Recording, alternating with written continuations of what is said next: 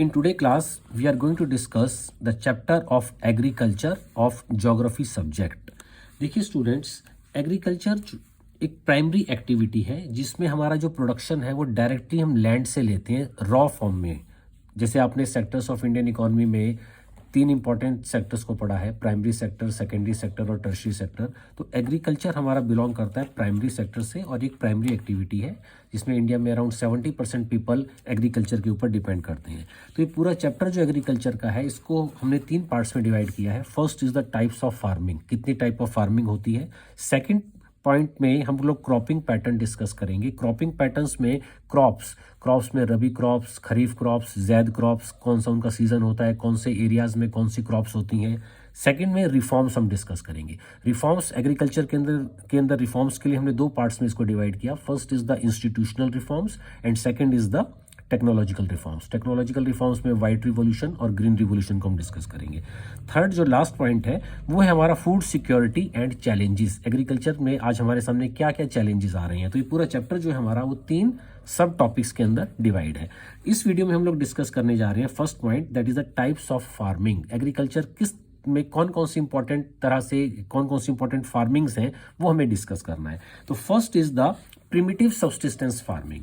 Primitive subsistence, primitive का मतलब होता है पुराना और सब्सिस्टेंस का मतलब होता है कि वो फार्मिंग जो फार्मर्स अपने और अपनी फैमिली के गुजारे के लिए, अपनी फैमिली को जिंदा रखने के लिए जो क्रॉप प्रोडक्शन किया जा रहा है, that is known as the subsistence. तो जीवन निर्वाह के लिए जो होता है that is subsistence. Otherwise agriculture में जो प्रोडक्शन होता है उसको बेचा भी जाता है, दैट इज कमर्शियल फार्मिंग होती है जिसको सेल और परचेज जिसकी की जाती है। लेकिन जो प्रिमिटिव सब्सिस्टेंस है, यहाँ पर जो प्रोडक्शन होगा वो बेचने के लिए नहीं होगा, फार्मर खुद कंज्यूम करेगा, अपनी फैमिली के लिए वो ग्रो करते हैं। That is known as the primitive subsistence farming. Primitive subsistence farming is also known as shifting cultivation भी इसको बोला जाता है और स्लैश एंड बर्न भी बोला जाता है। तो ये प्रिमिटिव है। तो पहले के टाइम से, एंशिएंट टाइम्स में इसको किया जाता था। आज के टाइम में भी इंडिया में झूम कल्चर के नाम से आज भी ये प्रैक्टिस में होता है। जैसे अरुणाचल प्रदेश है, नागालैंड, मिजोरम, नॉर्थ ईस्ट की जो स्टेट्स हैं, मेघालय, त्रिपुरा, मणिपुर, वहां पर आज भी प्रिमिटिव सब्सिस्टेंस एग्रीकल्चर फॉलो किया जाता है। इसको स्लैश एंड बर्न भी बोलते हैं। इसमें फार्मर्स पहले एक पीस ऑफ लैंड सेलेक्ट करते हैं और वहां पर एक क्रॉप प्रोडक्शन करते हैं। उसकी हार्वेस्टिंग जब होती है, जब क्रॉप को काट दिया जाता है तो उसके बाद जो लेफ्ट ओवर्स बचते हैं क्रॉप्स के जमीन के अंदर, जो उसको वो लोग जला देते हैं और जलाने के बाद उसको सॉइल के अंदर मिक्स कर देते हैं, क्योंकि इनिशियल अर्लियर स्टेजेस के अंदर उनके पास फर्टिलाइजर्स नहीं होते थे, साइंस एंड टेक्नोलॉजी इतना डेवलप नहीं था। तो that's why it is known as slash and burn. उसको जला देते हैं जिससे कि वो अपनी फर्टिलिटी को रीगेन कर ले और दूसरी क्रॉप के लिए फिर वो दूसरी लैंड पर शिफ्ट कर जाते हैं कुछ महीनों के लिए। That's why it is also known as the shifting cultivation भी इसको बोलते हैं, क्योंकि फार्मर्स एक क्रॉप लेने के बाद शिफ्ट कर जाते हैं दूसरी क्रॉप के लिए और पहली वाली का जो उनका एरिया होता है वो फर्टिलिटी रीगेन कर लेता है और कुछ टाइम के बाद वो दोबारा उस एरिया के ऊपर आकर अपने क्रॉप प्रोडक्शन करते हैं। तो that's why it is known as the shifting cultivation also. इसको स्लैश एंड बर्न्स भी बोलते हैं। और इसमें जो टूल्स यूज होते हैं वो प्रिमिटिव टूल्स होते हैं, जिसमें सिंपल दाव होता है, हो और सिकल्स या डिगिंग स्टिक्स को यूज करते हैं। Advanced science and technology tools इसमें यूज नहीं होते हैं। सेकंड है इंटेंसिव सब्सिस्टेंस। तो इंटेंसिव का मतलब होता है फास्ट और सब्सिस्टेंस का मतलब है वही कि अपने खुद के कंजप्शन के लिए जो प्रोडक्शन फार्मर कर रहे हैं, क्रॉप प्रोडक्शन कर रहे हैं, that is known as the intensive subsistence. तो इंटेंसिव सब्सिस्टेंस की जरूरत इसलिए पड़ती है क्योंकि with the passage of time production की पॉपुलेशन इंक्रीज करती है। पॉपुलेशन इंक्रीज करती है तो उनको फूड प्रोडक्शन भी, उनकी फूड रिक्वायरमेंट भी ज़्यादा होती है।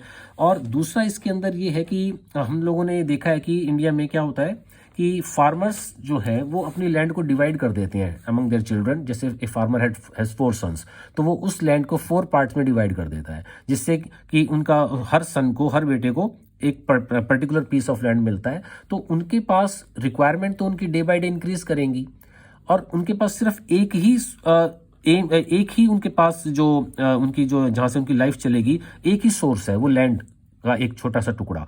उसी के ऊपर से उन्हें सारी प्रोडक्शन करनी है और अपनी सारी रिक्वायरमेंट्स पूरी करनी है। तो that's why they follow intensive subsistence. तो उसमें वो बायोकेमिकल्स भी यूज करते हैं, क्योंकि उनकी विद द पैसेज टाइम उनकी पॉपुलेशन, उनके परिवार का साइज भी इंक्रीज करता है। तो उसमें high doses of biochemicals use किया जाता है और इसमें that's why it is known as the intensive subsistence. ज्यादा प्रोडक्शन लेने की कोशिश की जाती है, इसलिए इसको इंटेंसिव सब्सिस्टेंस बोला जाता है और इसमें डिवीजन ऑफ लैंड होता है बेसिकली। थर्ड था कमर्शियल कमर्शियल फार्मिंग जैसे कि नाम से ही पता चल रहा है कि यहाँ पर जो क्रॉप प्रोडक्शन होता है वो बेचने के लिए किया जाता है, दैट्स वाई यहाँ पर। लेकिन जो डिग्री ऑफ कमर्शलाइजेशन होता है, डिग्री ऑफ कमर्शलाइजेशन का मतलब कि किसी स्टेट के अंदर कोई क्रॉप तो स्टेपल क्रॉप होगी और और वही क्रॉप दूसरी स्टेट में जाकर एक कमर्शियल क्रॉप बन जाती है, जैसे कि आप राइस को ले लीजिए, that is staple crop of Orissa.